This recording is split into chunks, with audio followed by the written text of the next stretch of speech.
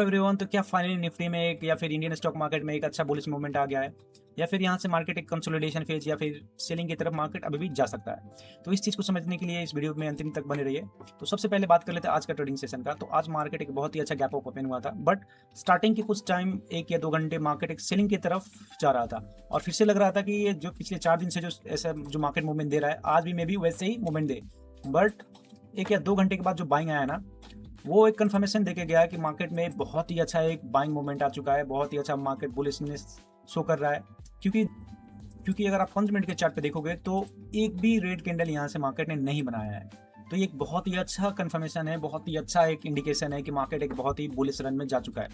But क्या ये bullish run continue रहेगा, या फिर मार्केट इसके बाद फिर से एक कंसोलिडेशन फेज में जा सकता है, या फिर सेलिंग फेज में जा सकता है? इसको समझने के लिए सबसे पहले हम लोग देख लेते हैं इंटरनेशनल मार्केट, और जो इंटरनेशनल मार्केट में बाइंग आया है, या फिर यूँ कह ले कि इंडियन स्टॉक मार्केट में जो बाइंग आया है, इसके पीछे रीजन क्या है। तो सबसे पहले रीजन को जानने के लिए आप इंटरनेशनल इंडाइसेस को देख लो। ऑलमोस्ट सारे इंडाइसेस पॉजिटिव में, और काफ़ी अच्छे खासे पॉइंट से पॉजिटिव में है। कल भी मार्केट एक बहुत ही अच्छा पॉजिटिव में था। तो इसका रीज़न मैंने कल बताया था, पिछले वीडियो में मैंने बताया था कि एक बाइंग आ सकता है, मार्केट एक बुलिश मोमेंट शो कर सकता है। तो आज के हिसाब से क्या था रीज़न ये बाइंग आने का, या फिर बुलिशनेस पैटर्न शो करने का? तो सबसे बड़ा रीज़न है जो भी यूएस एंड ईरान के बीच में जो वार चल रहा था, उसके ऊपर जो नेगोशिएशन चल रहा था, उस पर स्टॉपेज टाइप का लगा हुआ है, वो एक पॉजिटिव क्लोजर की तरफ जा रहा है। और डोनाल्ड ट्रंप ने भी कंफर्म किया था, जो भी स्ट्राइक करने वाला था ईरान के ऊपर, उसने उसको रोका है, और ये भी बोला है कि मार्केट एक नेगोशिएशन की तरफ ऑलमोस्ट ओके हो चुका है। बट ये जो चीज़ है, ये ईरान की तरफ से कंफर्मेशन नहीं मिला है। अभी ट्रंप ने ही बोला है कि हो चुका है ऑलमोस्ट, इसको आप ओके ही समझो, बट ऐसा कंफर्मेशन ईरान के साइड से भी नहीं आया है। तो देखो, मार्केट में अगर इस न्यूज़ की वजह से पूरा 100% इन्फ्लुएंस्ड है तो कुछ भी हो सकता है। बट दूसरा पॉइंट क्या है कि स्पेसएक्स का आईपीओ आया था, वो ऑलमोस्ट 1 ट्रिलियन के ऊपर का मार्केट वैल्यूएशन के साथ आया, और तो काफ़ी सारे न्यू इन्वेस्टर, न्यू ट्रेडर्स को अट्रैक्ट किया है मार्केट की तरफ। तो इसकी वजह से यूएस मार्केट में एक बहुत ही अच्छा बाइंग आया था।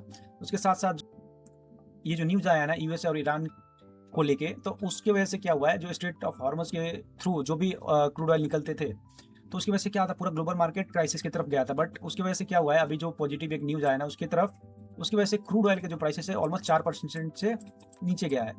तो आपको पता है इसका इन्वर्स रिलेशन रहता है, जब भी क्रूड ऑयल के प्राइसेस नीचे जाएंगे तो स्टॉक मार्केट या फिर यूकेले की इकॉनमी बूम होता है। एग्जैक्टली सेम चीज़ यहाँ पे वही हुआ है।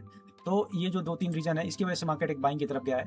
तो देखो, अभी फिलहाल तो मार्केट एक बहुत ही ज़्यादा यूकेले की news biased, news influenced market अभी मूवमेंट दे रहा है। ठीक है।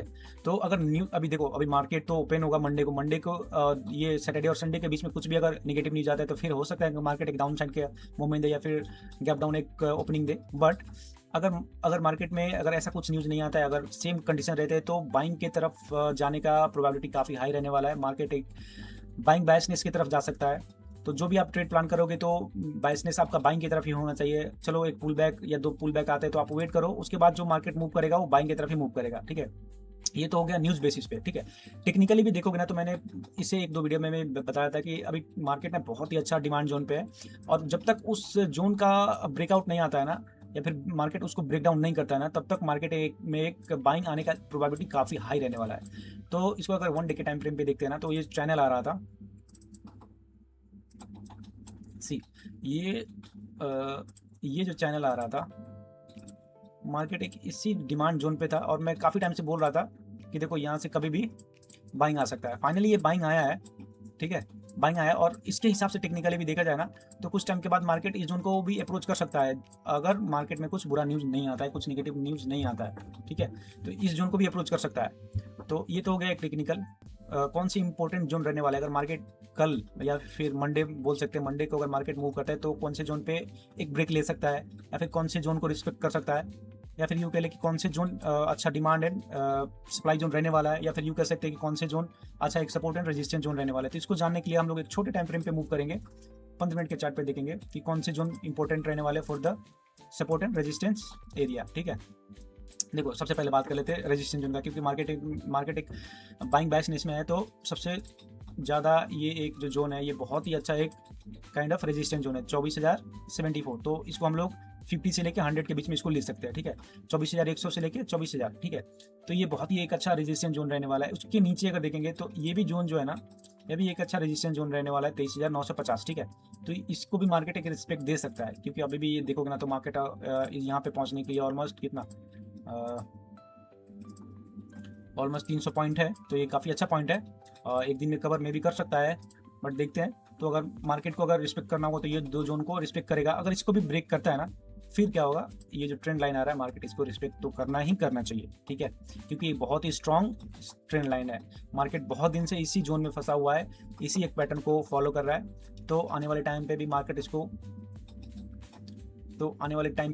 इसको रिस्पेक्ट करना चाहिए, ठीक है। तो अगर मान लो कि इस जोन का ब्रेकआउट होता है ना, ठीक है, इस जोन का ब्रेकआउट होता है ना, तो देखो यहाँ पे एक दो और भी रेजिस्टेंस जोन है, और मार्केट अगर इसको भी ब्रेकआउट कर देता है ना, फिर देखो मार्केट में ना एक ऑफिशियली बुलिश मूवमेंट आ जाएगा, हम लोग बोल सकते हैं। और ये कभी कंफर्म होगा, जब तक ये यूएस और ईरान का 100% कंफर्मेशन नहीं आता है दोनों साइड से, तब तक ये चीज़ हम लोग नहीं बोल सकते कि मार्केट एक बुलिश मूवमेंट की तरफ चला जा चुका है। क्योंकि देखो ये वन साइडेड कंफर्मेशन है, और जब तक ये कंफर्म नहीं होता ना, तो कुछ भी हो सकता है बीच में कल या फिर परसों कुछ उल्टा फुल्टा नहीं हो जाए, मार्केट यहीं से जो भी ये बाइंग आया ना इतना लंबा, ऐसे सेलिंग भी आ सकता है, क्योंकि मार्केट अभी बहुत ज़्यादा न्यूज़ इन्फ्लुएंस्ड है, ठीक है। तो ये तो हो गया अपना एक रेजिस्टेंस जोन।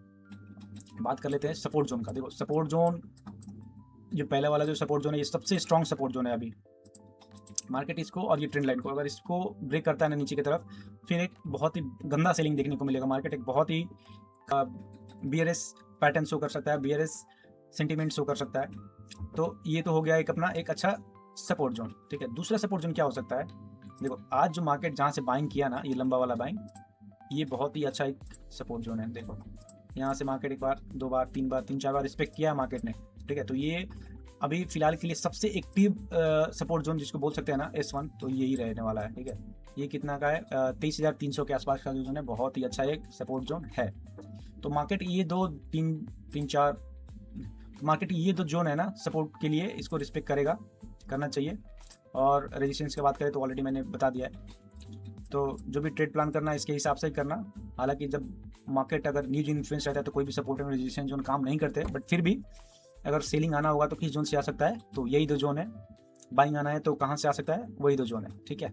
तो आज के लिए इतना ही, मिलते हैं अगले वीडियो में। अगर आपको इस वीडियो से जरा सभी नॉलेज मिला हो तो प्लीज़ इस वीडियो को लाइक कर दीजिए, चैनल को सब्सक्राइब कर दीजिए। और आने वाले टाइम पे मैं ऐसे वीडियो लाता रहूँगा, उसके साथ साथ लाइव ट्रेडिंग भी करके दिखाऊंगा, स्कैल्पिंग करके दिखाऊंगा, ट्रेड कैसे प्लान करते हैं, मैं अपने ट्रेड कैसे एग्जीक्यूट करता हूँ, सब चीज़। और उसके साथ साथ छोटे कैपिटल को कैसे ग्रो करते हैं, हालांकि मेरे पास भी अभी छोटा ही कैपिटल है, मैं उसको कैसे प्लान करता हूँ, कैसे ट्रेड करता हूँ, वो हर चीज़ मैं आपको करके दिखाने वाला हूँ। तो मिलते हैं एक अगले वीडियो में, तब तक के लिए थैंक्स फॉर वॉचिंग।